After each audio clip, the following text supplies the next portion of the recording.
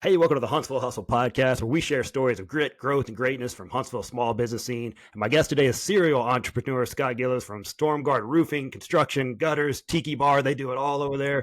It's a veteran-owned company and operated also by a veteran, and they've been in business since 2008. Scott, thanks for coming on the show, man.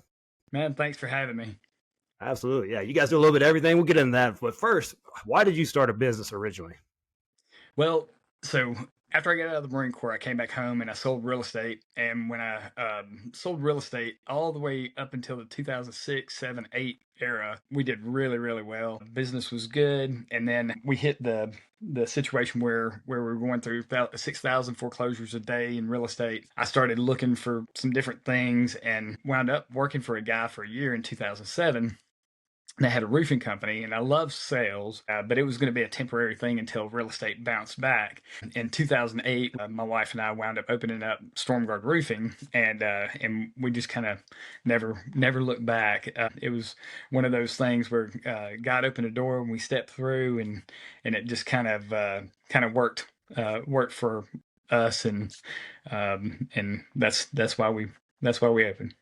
There you go, man. That's it. So let's talk about this. So you start in 2008. I've known you a long time. I've seen your business do all kind of things. Kind of take me through the evolution of when you started and where you are now.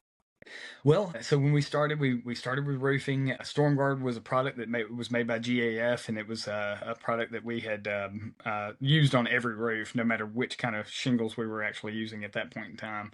Now we're actually a GAF preferred provider, also Owens Corning preferred provider, and so when we started that, kind of like right now, we noticed that in October, November, December, January, and February, roofing slows down quite a bit. So we also added gutters and gutter cleaning fairly quickly after we opened the business. And then after that, we branched into some other things where tree limbs were crushing, were coming through houses and that kind of stuff. And so we wound up opening up a fire, water, and mold mitigation company. And with that, we had to add, painters and sheetrock guys and all that. So we kind of, when we see a need and we see a viable solution to that need, we've actually kind of added those things in across, along the way, and it's made for a good kind of a one-stop shop, during an emergency kind of situation that our customers really need. Yeah, that's it. And so that's just that entrepreneurial mindset. Like, all right, well, let me just add another log on the fire, man. You just keep doing. Once you have kind of your systems down, that's what you do. You can just kind of add another bolt-on businesses of what you're already doing. So that's cool that you do that. So I know you do stuff all over the Huntsville area, but what makes this such a great area for your business? Well, it's my hometown. I grew up in Hazel Green, but I've lived in Huntsville and around the surrounding area, Montesano, and around the surrounding area ever since I got back from the Marine Corps. I got out of the Marine Corps 4 days before 9/11. Came back home, started selling real estate, and I've lived here for a long time, so I have a lot of connections here. I have a lot of referral partners, a lot of friends, family, all of that kind of things. So the Huntsville area growing has only helped excel our company to the next level. That's it. Yeah, the connection is so important. Relationships, that's where it's at. I know you've built your business on relationships, and that's so important to you. But if you could change one thing about the business environment around here, what would you change? Well, one thing that I was thinking about the other day is that I wish that our competitors would actually be a little more friendly to the fact that, hey, there's enough business out there for everybody, and a little less standoffish. I think that we should be able to work in unison, and be able to work without having the disdain for another company that's doing stuff. I do realize that there's a lot of companies out there that don't really train their guys, and so the guys come out and they're like, well, they've got a leg up on us because they actually know a lot of what they're doing, and I don't just send sales guys out that I don't personally train. And so there's a lot of issues with that, because if we go out to compete, a lot of times the other salespeople don't know how to compete with us because my guys have 16 years worth of my knowledge that they can talk to the client about and tell them about our processes. Yeah, that's it, man. Just look around. There's plenty of opportunities for everybody. Plenty of opportunities. Yeah. Yeah, you gotta have that growth mindset as a business owner. We're just kind of talk about how it's kind of as you mature as a business owner, you realize there's so much business out there, and you can even refer your competitors every now and then. It's okay. it's all right. Absolutely. And I have. And I Yeah, have before. that's it. Yeah. And you see So someone the better fit for your client. I mean, if you're looking for your clients first, I know that's what you. It's something important to you. You put your clients first. That's how you do it. So that's how what you've. I mean, 16 years. Not many people get to 16 years of business, so that's no accident. So right there. So is there a piece of technology or an app you're using right now that's really helped you?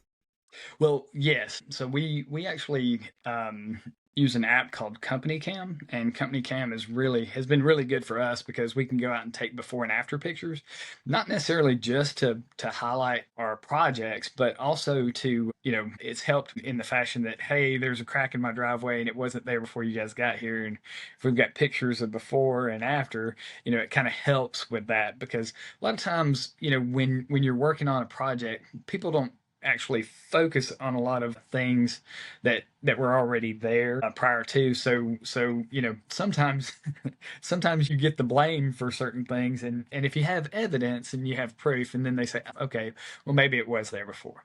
So that's been really good. But it's also been able to, my guys can take pictures when they're in the field and they can upload it to Company Cam, and I can see the project as it's maturing and as it's in its growth stages.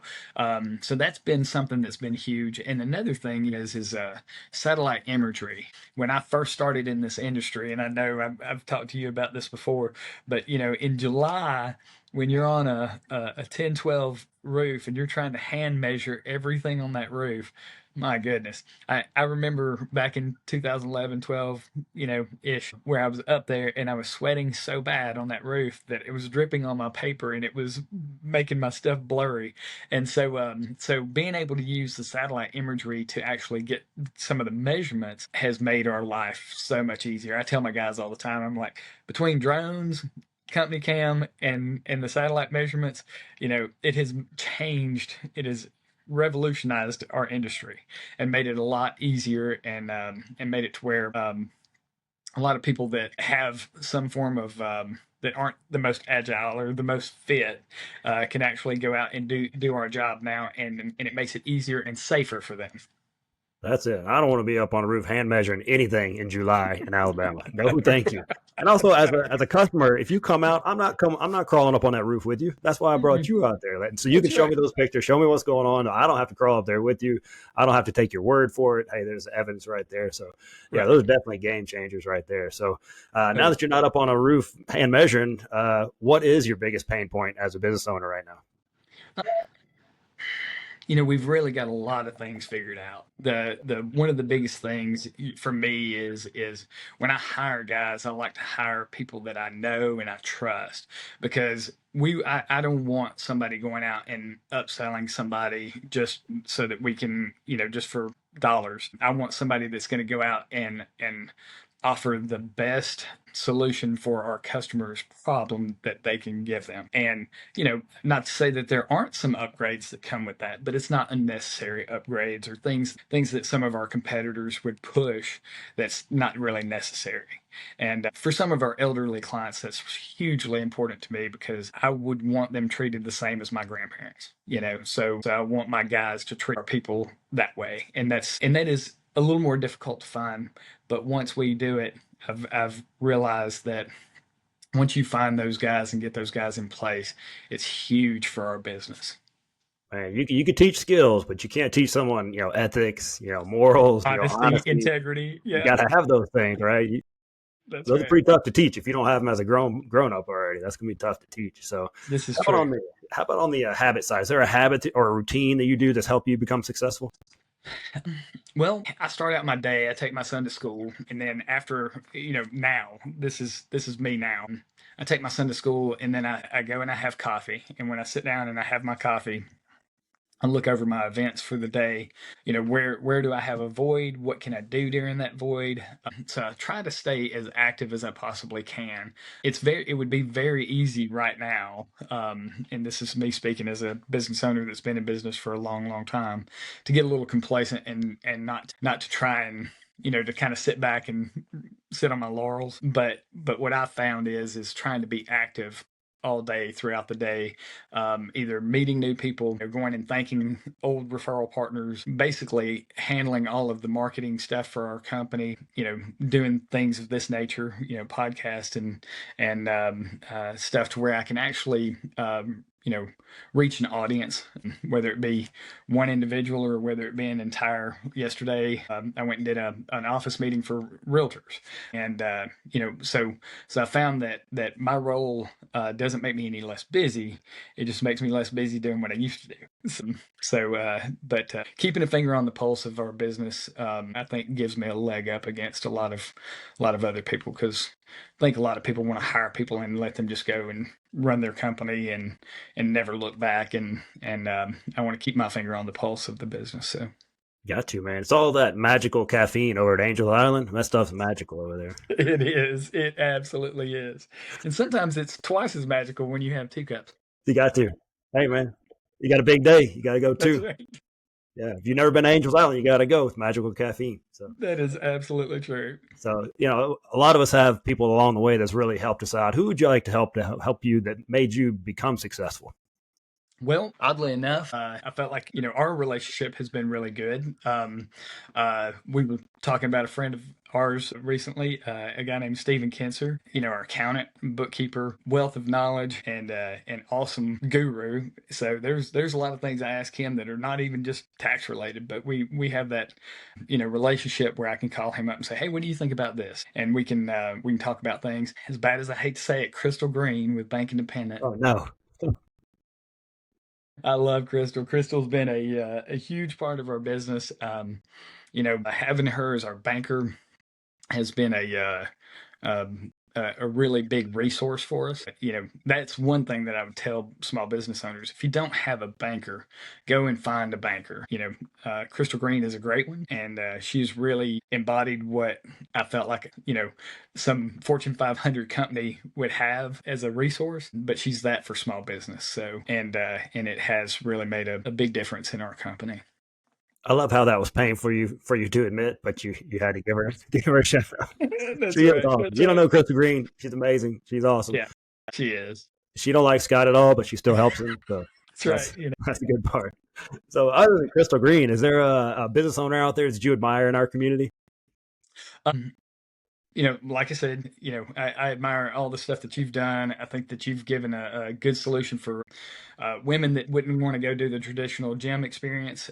And I think that was something that, it kind of hurt my feelings a little bit, because I was like, I want to go work out with Joe, but through the years, I've seen the way that you've actually impacted women's lives, and I think that that's been huge. I have lots of friends and business owners that I know that are really, really good. Seeing a lot of, I've got a good friend, a guy named Weldon Plant. He's been on the board of the Phoenix Corporation, and he's done so many things that, that are just really good for our community. Jonathan Dunwitty. Jonathan Dunwitty is one of those that, we kind of started our business at the same time. Jonathan's with Minuteman Press, and I got to see him grow while we grew, and it's just, he's been a good sounding board. Call him for different advice on different things, and he's been amazing to deal with. One of our cornerstones of our business has been BNI for years, and we've been able to cultivate great relationships in there. And there's so many people in there that I could name, but we don't have a couple of days to sit here and talk about it. Yeah, it's been great. I was being a guy for a long time as well. It definitely helped my business because it's all about building those relationships that are so important in business. Not just, hey, I know who that business is. I know their family. I know what they're about. I know why they do what they do. That's important to me. So that's what I liked about BNI. So if you have a small business, someone say, hey, I'm gonna start a small business. You've been doing this for 16 years. What advice would you give that person? It all depends on the business, but I have actually talked to a lot of people who are starting businesses. I would say start with what you've got. Don't go and get a lot of business loans. We started out and we pretty much worked out of the house for a little while, and then as we grew, I got a nicer truck.